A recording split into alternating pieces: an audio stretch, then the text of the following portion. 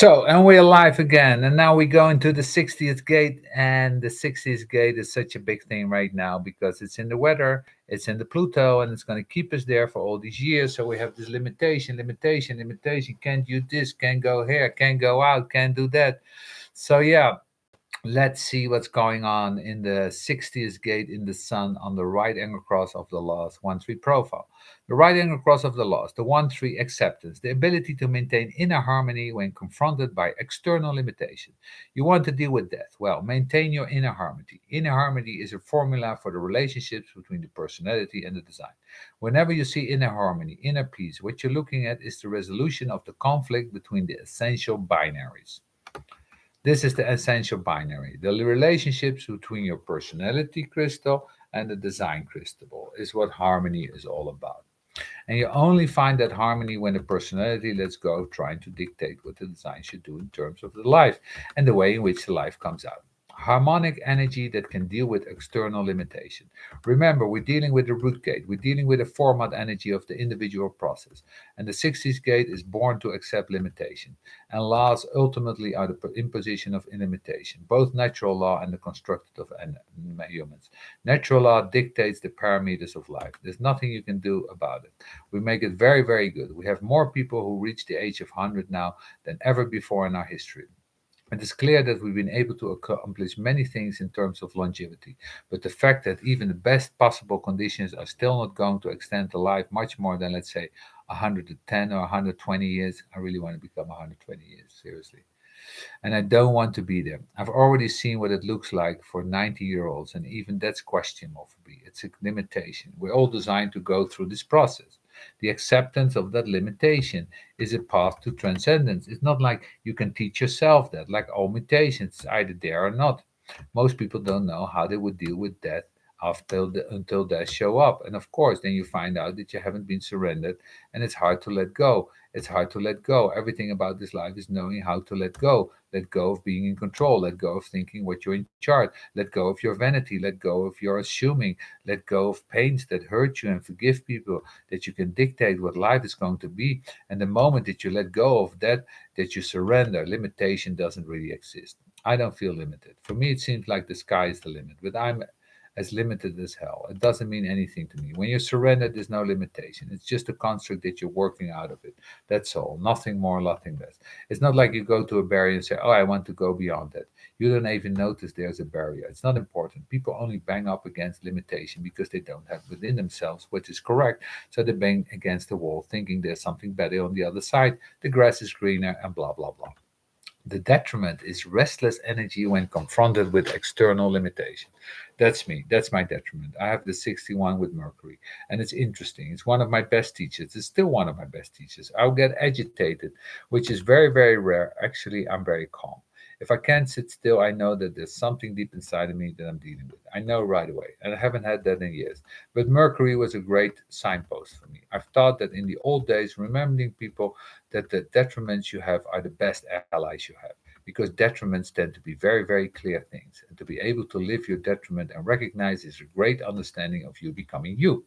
It's a great way to becoming you. So it's really about you reading your I Ching gates and learning from that. These detriments are the teachers. I tell the same.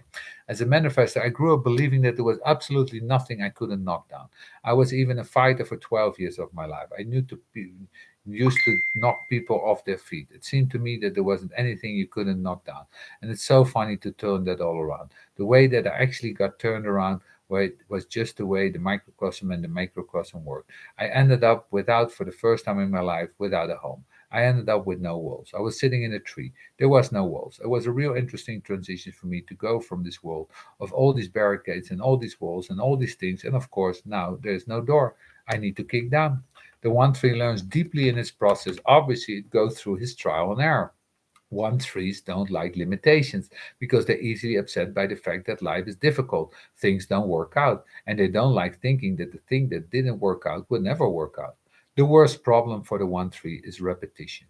You keep on making the same mistake in an attempt to try to eliminate the limitation that somehow how this is a false limitation. Most 1-3 think because of conditioning that it's because they're not good enough or fast enough or smart enough or whatever it is, and then they become obsessed with trying to go through that same thing over and over again, banging against limitation until their pessimism overwhelms them.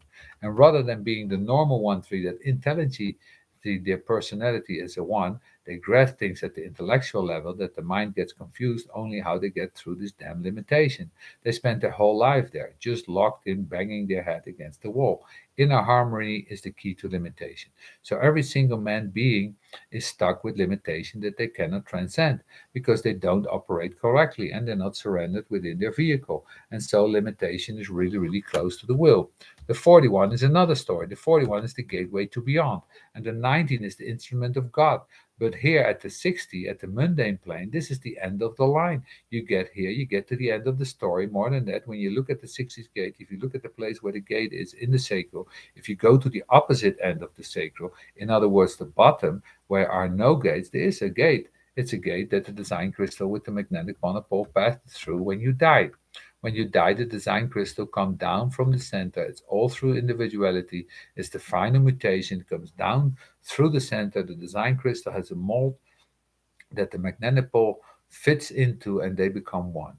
This is the great moment. They return to each other, and they were when where life began. And then you go down through the 240, and you go through the 360, and then you go through this gate that is only there at death and goes out through the bottom.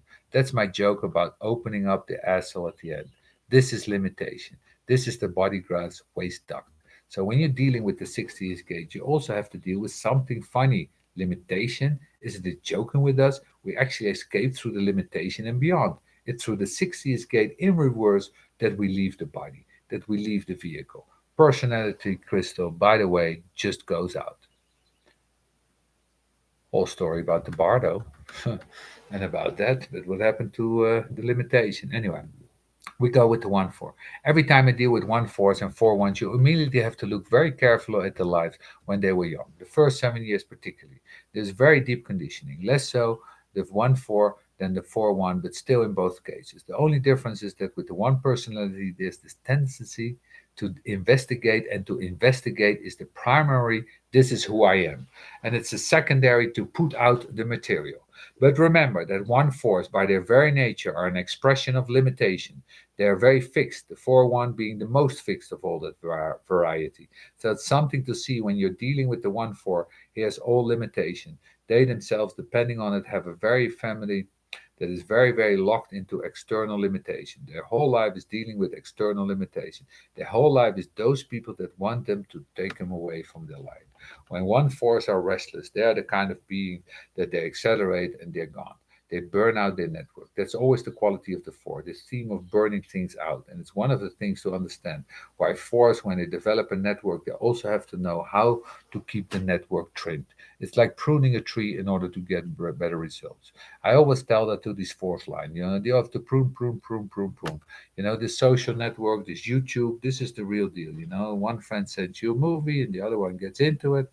It's all networking, networking, networking. And that's what you guys are doing here on YouTube. It's a 6 line way above that story. No idea what's going on.